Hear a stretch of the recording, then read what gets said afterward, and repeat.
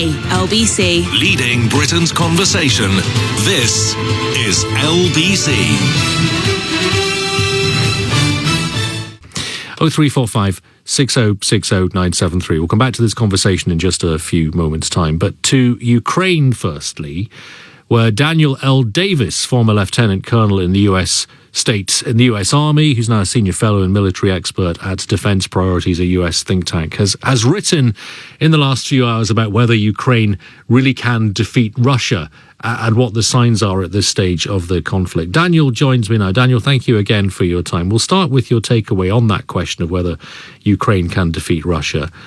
11, nearly 12 weeks into this, Russia has not yet defeated Ukraine. That is certainly true, but do you think Ukraine can defeat Russia? In the current environment, as things stand right now, the answer is clearly no, because the capacity that it would take for Ukraine to have to generate that currently doesn't exist would just be an enormous difficulty to even create. And it's something that would have to be done while they're still trying to use everything they have to prevent a Russian attack in the Donbas especially. There's fights going on in several places, but that's really the existential fight right now. And it's just unrealistic to think that they can generate an offensive force while still trying to defend in the middle of their country. And right now it's just not realistic. How are they managing to hold Russia off? Because, as I say, we're nearly 12 weeks into this, and Russia, it is assumed, certainly imagined, that this would be something closer to a walk in the park for them. How can it be the case that Ukraine is holding off this mighty force and at the same time, in your view, almost inevitably facing defeat?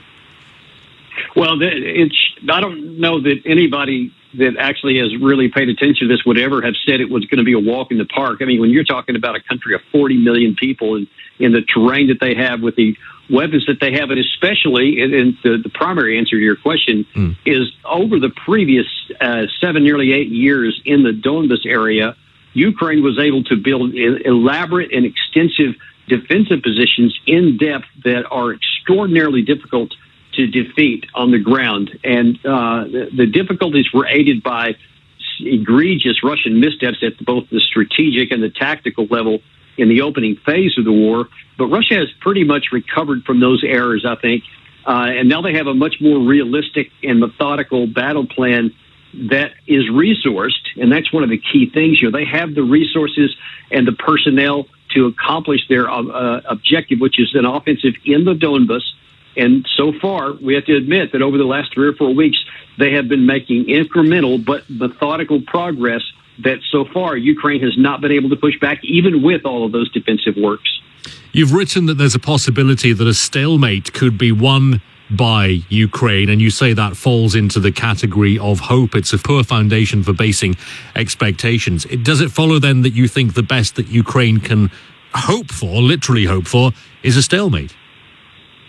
It is, and that's why I look. I'm not tied to this emotionally like Ukraine is. Like I would be if I was in Ukraine. So I don't demean anyone for what they're doing, and I certainly understand why that they would be seeking to win. I mean, if your country's been invaded and attacked, and your people are being killed, your cities are being wiped out, I mean, you're not going to want to hear that the best we can hope for is a stalemate. But I'm looking at it from reality and combat fundamentals and how just things have worked historically, and how the balance of forces are still currently arrayed. And that leads to the conclusion that Ukraine, the best they can hope for is a stalemate. Now, if the best you can hope for is a stalemate, then that will come at a premium cost, and more of your country destroyed, more of your people destroyed, but still not enable you to win, then the rational thing to do is to end the war as fast as you can, to save as much of your people and as much of your countryside as you possibly can. That's what they should do, but it's just almost impossible to take the emotion out of it for them. And right now they're not willing to do that. And I just fear that they'll come to that conclusion much later after the casualty counts have raised. But I don't understand how that would work in practice. How would a country, or how would this country, specifically Ukraine, in this scenario, end the war quickly, in your words?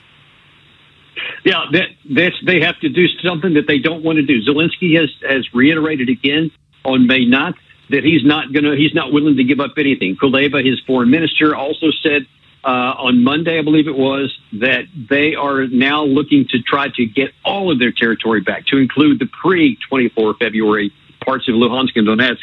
And look, they just don't have the capacity to do that. If they want this war to end, they're going to have to not have objectives that can't be attained. And that means they have to negotiate what was nearly agreed to on March 29th in the Istanbul meeting between Russia and Ukraine, which is that the Crimea is never coming back, and they just have to acknowledge that. Right. And that there could be a possibility of getting the Donetsk and Luhansk areas back with some plebiscites in the future, but even that would be uncertain. In exchange for that, then the war stops right now and nobody else gets killed. But listen, if they don't take that deal and Russia continues the conquest where they're at in the Donbas, then Odessa becomes very vulnerable, and now then they could lose that too. And so the longer you go, the greater your loss may be. For sure, but is even that realistically on the table? If that were to be presented to Putin, would he say okay then, or would he sense weakness and continue the offensive? Well, that remains to be seen. That's an open question. But what we know for certain is that on March 29th, they were absolutely open to that. And in fact, that Lavrov and Putin both said they were very optimistic based on the results of that meeting, and they were ready to make that deal, which coincidentally is not too much different than the deal they were willing to make in December of last year, which could have potentially avoided all the war at all. So he has shown that they are very much willing to make a deal. But as I said, the longer this goes, the longer that Russia pays a price for what they've done because of Ukraine changing their minds after the Istanbul meeting, then I think that the cost for the subsequent deals goes up for Ukraine. That's the danger. Finland, as a country, has long been the poster boy for sort of buffer zone neutrality, but it moves ever closer towards NATO membership. As far as Ukraine is concerned, if there were to be some kind of deal, some sort of arrangement akin to the one that you've described, where would that leave Ukraine's aspirations to join NATO? We know that the European Union is keen to fast-track their application, but as far as NATO membership is concerned, would that goal have to be abandoned as well? Yes, that's absolutely off the table. And that was on part of the negotiating deals that both sides tentatively agreed to at the March 29th meeting, and something that the United States and NATO should support, because it would be disaster if Ukraine was brought into NATO for the very reasons we're seeing right now, because Russia simply will not tolerate NATO on their border in Ukraine. They've been saying that since 2007, and they've now shown conclusively they mean it. We have to take that off the table. Now, that doesn't mean that Ukraine becomes a vassal state. Far from it. They can now join the EU, because that's also on the table from Moscow's side. They can make their defense, however they want to, and make whatever deals they want to outside of NATO. So they still retain their independence and freedom. So this is not like they become like Czechoslovakia in 1938 or something. Yeah. They still maintain freedom, and that may be the best thing they can get. And the longer they wait, the less they're going to get, I'm afraid.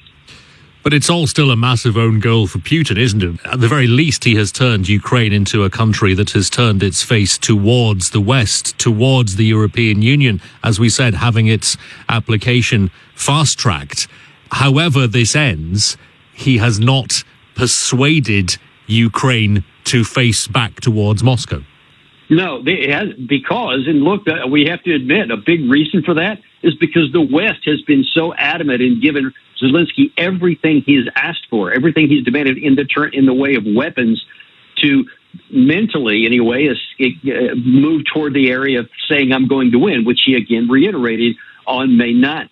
But as I pointed out, the chances of that happening are just so remote that it's pointless to go after. Yeah. What we should be doing instead, even if it's behind the scenes, we should be telling him the same thing I'm saying right now, is that, look, militarily, you're not going to win this, and you're going to destroy your country if you try.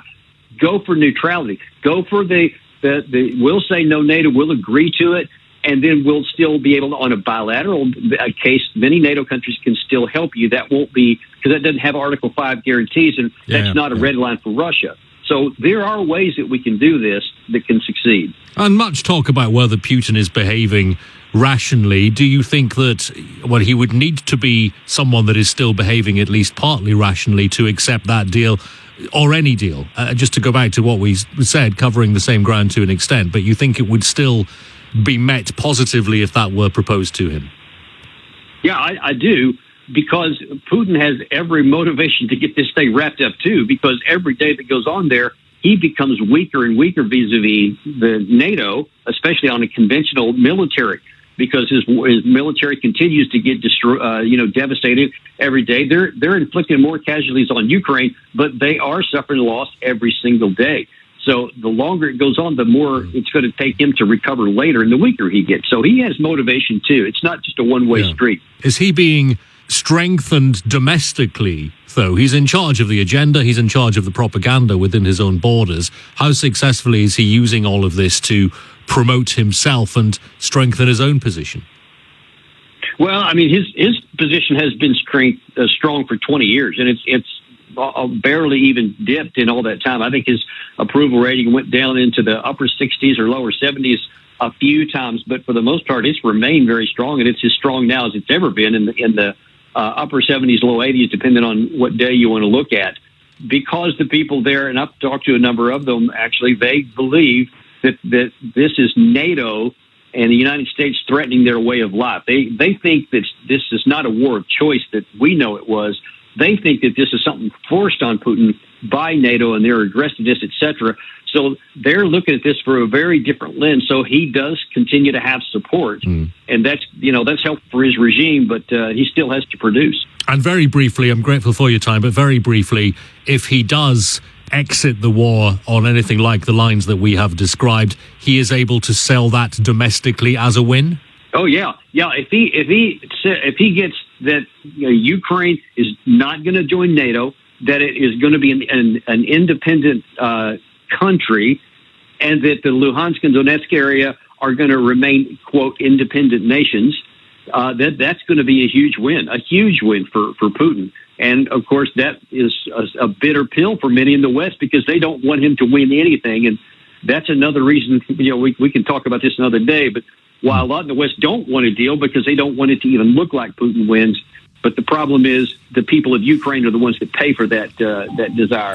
Daniel, thank you very much. Daniel L. Davis, former Lieutenant Colonel in the U.S. Army, senior fellow and military expert at the American think tank Defense Priorities.